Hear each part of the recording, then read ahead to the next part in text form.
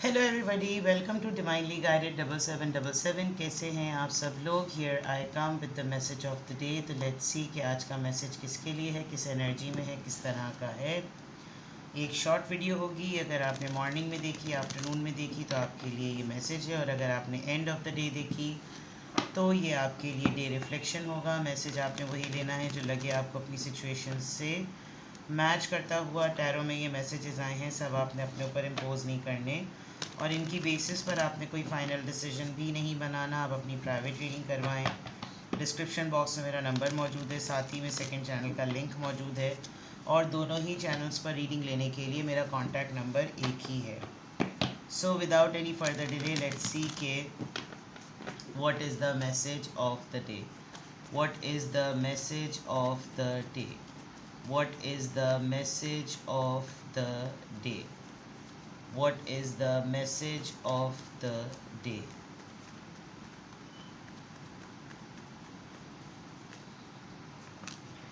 Justice, Page of Swords and Chariot. Bottom of the deck पर है Four of Pentacles. आज आप एक, मुझे लग रहा है जैसे आज आप बैठ के चार्ट शीट बनाएंगे कि आपके पास्ट इश्यूज़, आपके करंट इश्यूज़, आपकी वो चीज़ें जो कि आपको सर्व नहीं कर रही थी लेकिन आप उनको एंटरटेन किए जा रहे थे, या वो एक्सपेंसेस जो अननेसेसरी हैं उनको लेने की, करने की, उन पे पैसा खर्च करने की कोई ज़रूरत नहीं है, उनको आप एलिमिनेट कर देंगे। या आप कुछ चीज़ों के ऊपर अपना बहुत ही सिवियर किस्म का अपना इक़्तिदार शो करेंगे कि ये चीज़ें मेरे हाथ से जानी नहीं चाहिए।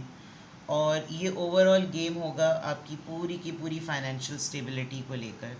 कैसे आप अपने पैसों को लेकर स्टेबिलिटी शो कर सकते हैं, अपनी सेविंग्स को बेस्ट यूटिलाइज़ कर सकते हैं, और आप रुके रहेंगे, डटे रहेंगे, जमे रहेंगे कि मैं क्या काम करूं और क्या काम मैं नहीं करूं।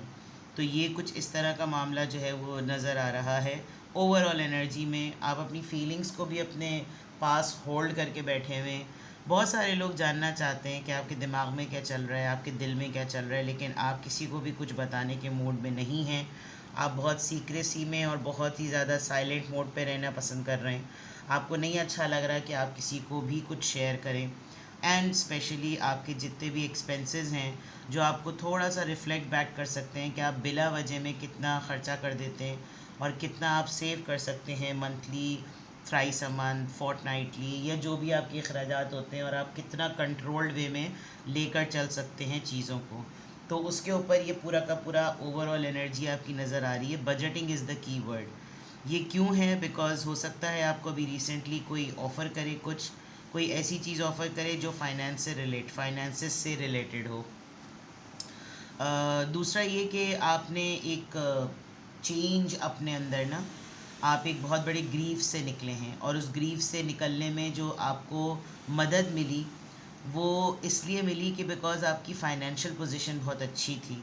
अगर आप फिकट्टे होते, अगर आप फाइनेंशियली डिप्राइव्ड होते, आप फाइनेंशियली कंस्ट्रेंट्स होते आपके लाइफ में, तो हो सकता है ये जो इमोशनल ट्रॉमा जिससे आप निकले हैं, जिससे आपको तकलीफ़ में से आप गुज़रे हैं, वो आपका माइंड इतनी जल्दी डिस्ट्रैक्ट नहीं करता। ऑल्दो आप उस पेन को लेकर चल रहे हैं, you are carrying that heartbreak, और इसमें आपको बहुत ज़्यादा आइसोलेशन फेस करनी पड़ रही है। तकरीबन आप नोटिस कर रहे होंगे कि अब आपका मोबाइल साइलेंट पर है, आपके नोटिफिकेशन साइलेंट पर हैं, आपके पास सोशल मीडिया पे इतना एक्सप्लोर करने को कुछ नहीं है। आप बहुत ही ज़्यादा composed, secretive, precised, limited, self disciplined हो गए हैं।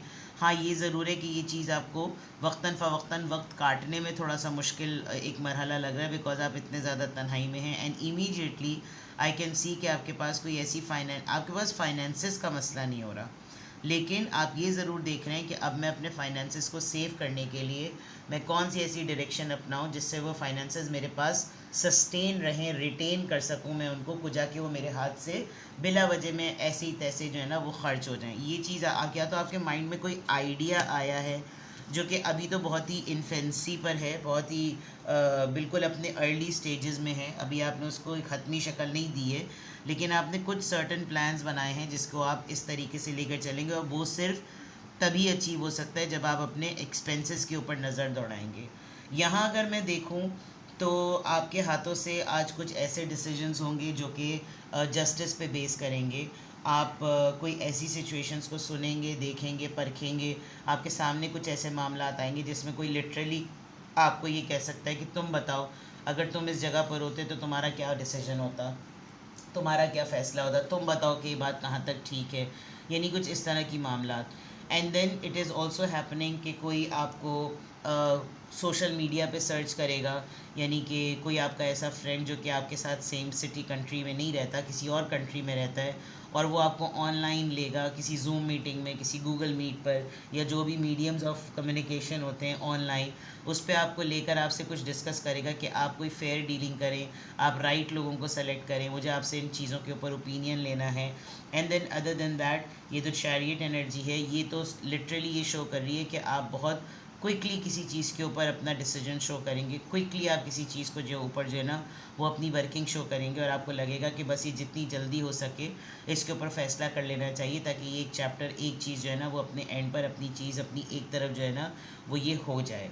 तो ये तो एक मामला आपका मैसेज ऑफ द डे में नज़र आ रहा है, that you will be making some decisions. आप यहाँ पर भी किसी आइडिया के ऊपर काम कर रहे हैं जो कि पूरा का पूरा पैसों की बचत से रिलेटेड है, पैसों को बचाना, पैसों को सेव करना उससे रिलेटेड है, ताकि आप अपनी फ्यूचर स्टेबिलिटी का सोच सकें। कलेक्टिवली आपके ऊपर कोई ऐसी सिचुएशन, कोई दो तीन लोग आपसे मिलेंगे जो लिटरली आपसे डिमांड करेंगे कि तुम अपने ज़िंदगी के तजुर्बे की बेसिस पर हमें ये बताओ कि फिर अगर तुम्हारे सामने दोबारा ये सिचुएशन आए तो तुम्हारा फ़ैसला क्या होगा। यानी ऐसी कोई चीज़ें, and it is related to something social media, it is related to your social content.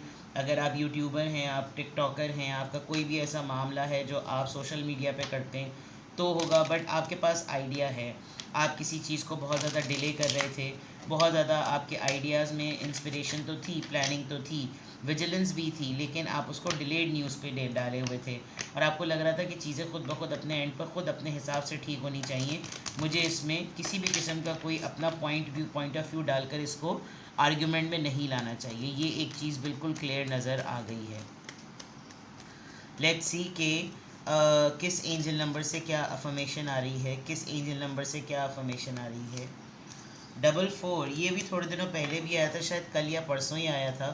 44, आपको दुनिया में जो मौजूद लोग हैं ना उनकी सपोर्ट की ज़रूरत नहीं है, ना ही उनकी वैलिडेशन की ज़रूरत है, ना ही उनकी सपोर्ट की ज़रूरत है। आपको सिर्फ़ और सिर्फ एंजल्स की सपोर्ट की ज़रूरत है, जो आपको सपोर्ट क्या बल्कि आपको इनकरेज कर रहे हैं कि आप कंटिन्यू रखें जो आपकी प्रेजेंट लाइफ का पाथ है।